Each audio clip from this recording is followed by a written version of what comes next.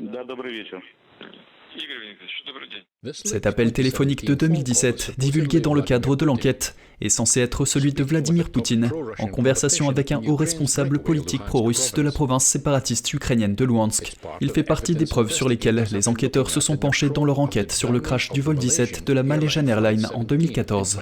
Mercredi 8 février, les enquêteurs ont déclaré qu'il y avait des indices sérieux que Poutine avait approuvé l'utilisation d'un système de missiles russe en Ukraine qui a abattu l'avion. Mais ils disent que davantage de preuves de l'implication de Poutine et d'autres responsables russes sont nécessaires pour une condamnation pénale.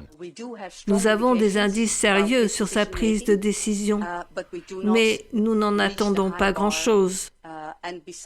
Par ailleurs, Poutine est toujours chef d'État et il a donc une immunité.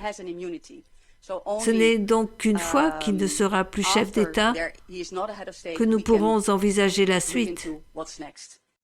En conséquence, ils mettent fin à leur enquête, pour le moment.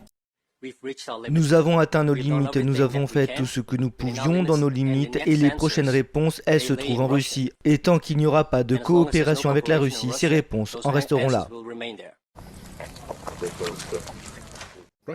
La Russie a nié toute implication dans la chute de l'avion de ligne civile qui a tué près de 300 passagers et membres d'équipage.